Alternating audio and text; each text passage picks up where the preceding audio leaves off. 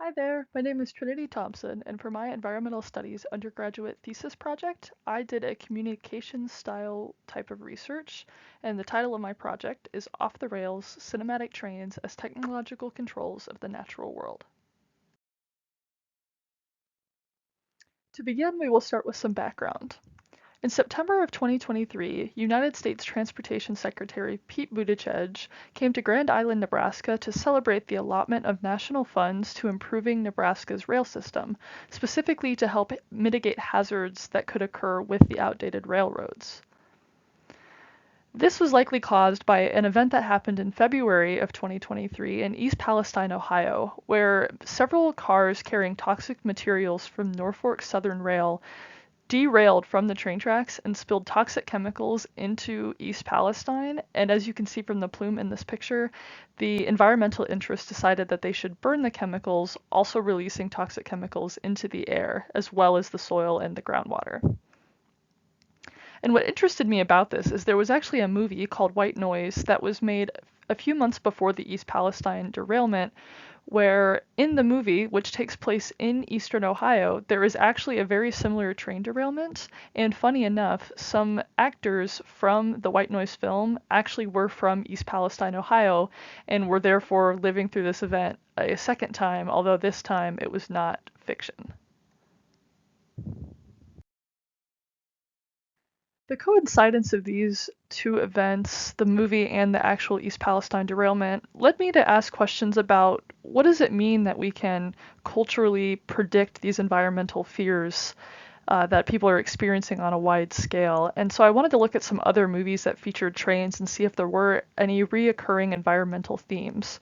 So I decided to watch 24 different films that feature trains, specifically films that were popular in the United States. And the earliest film I watched was High Noon from 1952, all the way up to train movies like Avatar: The Way of Water that are from the year 2022. And throughout this process, while I was watching these movies, I put together a series of questions that I answered about each of the films, specifically pertaining to how are trains interacted with by characters, how does the environment interact with the trains, what role did the trains play in the plot, etc., just to kind of get a picture of what is going on symbolically with trains in popular American cinema, to hopefully do some kind of environmental analysis based on the data collected. And through analyzing this data, I was able to sort these films into three main categories. The first being control over the natural environment. The second, where trains are used as some kind of anxiety of losing control, either because of the cargo in the train or a physical obstacle within the train's path. And finally, a reestablishment of control, where when environmental fallout or collapse does happen, how do characters use trains to regain control of their situation within this new post-environmental society? For each one of these categories, I picked one film from the set that really emphasized the overall message that was going on with this set of films. And for this first category, I chose How the West Was Won, and these are all the other films I picked for this category, and basically in these films we see the train being used as a tool, as a technological tool for westward expansion in the United States, because before the train it was difficult to get across the vast Louisiana Purchase, across the states on the west coast, and so the train was necessary in order to start transporting resources and settlers across the land in the United States. And then we also see, because of this technology and getting across the United States, a type of exercising control over natural environments, because the whole purpose of settling and conquering the western United States is to have access to these resources and to be able to settle the land so that you can have continued access and claim to these resources because it has assimilated to being a part of the United States. And what I basically do in my paper is I analyze the call of trains being technology through the lens of ecological modernization theory, which through that theory, technology is said to be a savior for environmental fallout and collapse. But we see here through even just the example of the train that trains cannot be something that is saving the environment while it is undermining the environment by providing access to resources and then future resource exploitation that is going to eventually destroy and be the root of a lot of environmental issues that we're seeing in the modern world, like drought and massive flooding and massive wildfires, etc. In this second set of films, we start to see trains take on this more anti-environmental position. And for this section, I used the film The Cassandra Crossing from 1967 to best exemplify the other films I watched that fit into this category. But we see the trains, which remember are an extension of technology, as environmental threats. So the characters on the train don't have control of it, or people outside of the train are put in a position where they are threatened by some kind of environmental disaster that could come about at the hands of the train. And what this leads to is characters having to reconcile this contradiction between environment and technology that is part of ecological modernization theory. Because as we discussed on the previous slide, trains cannot be something that is touted as an environmental savior because it's a technology like eco-modernization theory states, while they are also contributing to ecological destruction and exploitation. And so these films kind of deal with that contradiction in this subconscious argument about how trains can kind of take on both of these roles and what the consequences of that are. And the framework that I use to analyze this through is Lacanian psychoanalysis, which is a type of subconscious studies popularized by Jacques Lacan from the early 1900s. And I go into it a lot more in the paper, but basically what Lacan states is there are these three orders that we can use to understand how the subconscious of the human operates.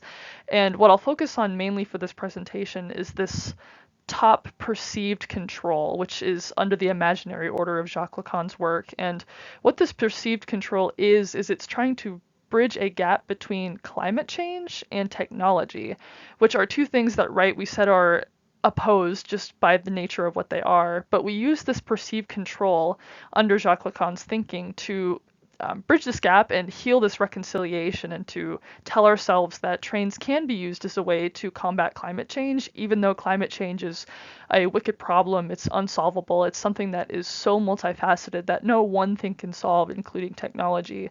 But we allow ourselves to believe that trains can be the solution because it's difficult to imagine any solution to something as massive and difficult to comprehend as climate change. And for the third category of movies, I looked at the film Snowpiercer from 2014, as well as these few other movies that fit into this category. And here we see what I like to call the eruption of the real, which is a phrase borrowed from Callum Matheson's book, Desiring the Bomb, Communication, Psychoanalysis, and the Atomic Age. And what this basically means is, if you remember from the previous slide, the real encapsulates climate change. So the eruption of the real is an eruption of environmental events. So in the movie Snowpiercer, for example, a chemical is applied to the atmosphere that is intended to slow global warming, but it actually sends the whole planet into an ice age. So that chemical itself is an example of technology that fails to be this accurate control of climate disaster and fallout. So this third category of movies looks at how humans reestablish control after this technology has failed in the way that we subconsciously always knew that it would. And we see that humans have to come up with some way to adapt their psyche to this new environment. And unfortunately, in these most of these films that fit in this category, there's a very pessimistic outlook where you would think after environmental collapse happens, humans would have the foresight to adopt their ways of viewing the world to be more ecologically sounded and not so exploitive toward the environment. But Snowpiercer, The Polar Express, The Matrix Revolutions, each one of these movies show a depiction of humans returning to the same kind of control that they had beforehand. And in the conclusion, we will look at a movie that proposes a little bit of a different approach to how we can reestablish control after the real erupts. And finally, for my conclusion, I look at takeaways from my analysis through the film Avatar: The Way of Water. The first one of these takeaways is that many non-Westerns can be considered Westerns. In that first category of films, I really categorize a Western by calling it one group of people wanting to exploit the land and natural resources of another place. And that's exactly what happens in movies like Avatar, even though it occurs in a different, galaxy and star system. It's still the same kind of, exploitation that occurs in Westerns. So not only are movies like Avatar Westerns, but also many other space and sci-fi films when you strip away the sci-fi elements. Secondly, film on its own is a form of technology that is used to enact some perceived control over the environment. In a very complex world where environmental issues are not always one-sided and answerable, we can create films and creative projects where we have total control over what happens and who wins. And so it's a way to have some kind of control or perceived control over the status of the environment and the direction that it takes. And finally, we see an alternative perspective on repairing our environmental relations, specifically in Avatar through the character in the center of the screen, Jake Sully.